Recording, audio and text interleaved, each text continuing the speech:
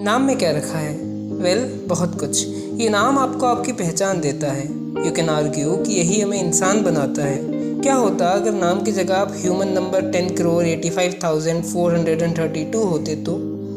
Sound strange, isn't it?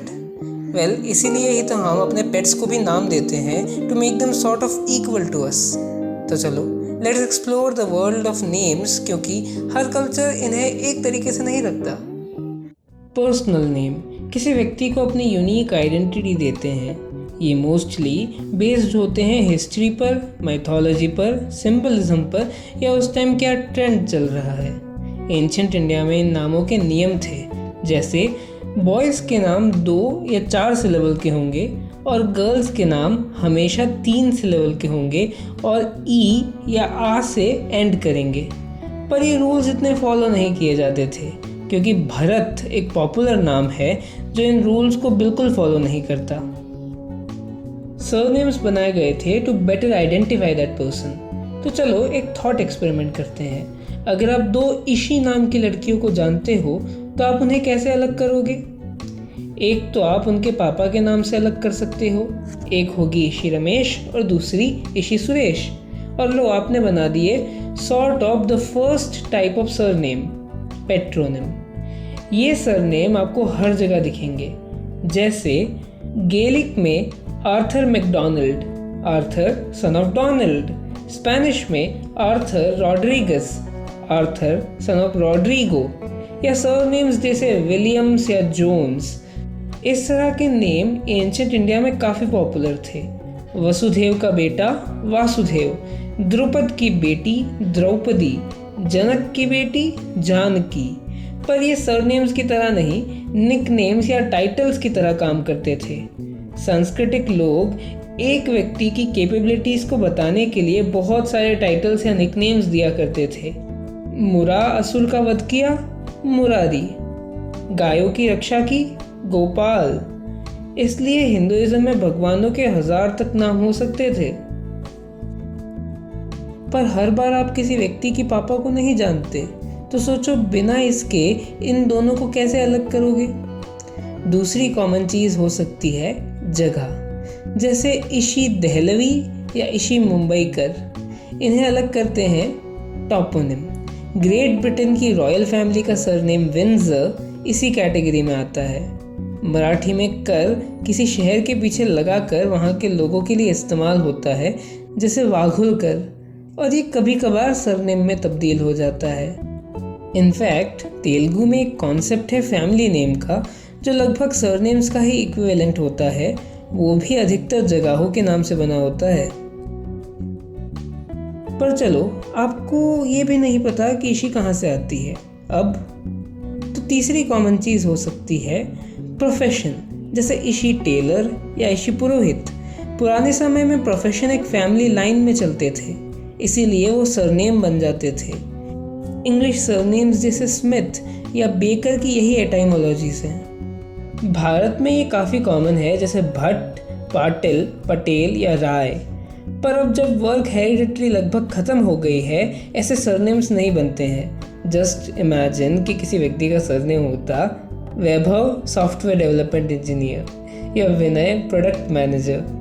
That would sound so funny. Surnames clan या tribe based हो सकते हैं, जैसे जाट या गुर्जर। सरनेम्स टाइटल्स भी हो सकते हैं, जैसे शाह या खान। या कोई क्वालिटी पर बेस्ड हो सकते हैं, जैसे द्विवेदी, मतलब जिसके 2 वेदों का ज्ञान हो। इसके अलावा भी एटाइमोलॉजीज हैं, पर खैर ये सेक्शन काफ़ी बड़ा हो चुका है। अगर अब तक आपने नोटिस किया तो आपको पता चला होगा कि ये सारे सरनेम्स किसी ना किसी कास्ट से एसोसिएट हो जाते हैं, जिससे एक परेशानी हो गई थी। लोग व्यक्ति को मिलने से पहले ही उसके बारे में एक परसेप्शन बना लेते थे, which is honestly so sad. तो इसी से बचने के लिए तमिलनाडु के लोगों ने अपने नामों से इन कास्ट सरनेम को हटाना शुरू कर दिया, और सिखिज्म में खालसा नेम का कॉन्सेप्ट शुरू हुआ, जहां कास्ट सरनेम को हटाकर मेल्स के लिए सिंह और फीमेल्स के लिए कौर सरनेम को इंट्रोड्यूस कर दिया गया। But well, the latter didn't quite work out.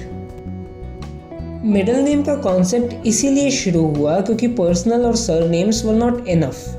India में अधिकतर लोगों के मिडिल नेम हैं ही नहीं, और जिनके हैं भी वो इनमें से ही कोई एक है, कुमार, देव, लाल या चंद्र, और ये सब भी अधिकतर फर्स्ट नेम के साथ ही जुड़ जाते हैं। पर गुजरात, महाराष्ट्र और गोवा में अपने पापा के नाम को मिडिल नेम की तरह इस्तेमाल करना बहुत कॉमन है, जैसे जेठालाल चंपकलाल गड़ा या आत्माराम तुकाराम भिड़े। अगर आप सोच रहे हैं कि इसमें क्या है, फर्स्ट नेम आगे आता है और सरनेम पीछे, पर अगेन एक्सेप्शंस हैं। दुनिया में 2 सिस्टम्स फॉलो किए जाते हैं, एक वेस्टर्न जो आपको पता है और एक ईस्टर्न जहाँ सरनेम या फैमिली नेम पहले लिखा जाता है, जैसे चाइनीज़, कोरियन या जापानीज़ नेम।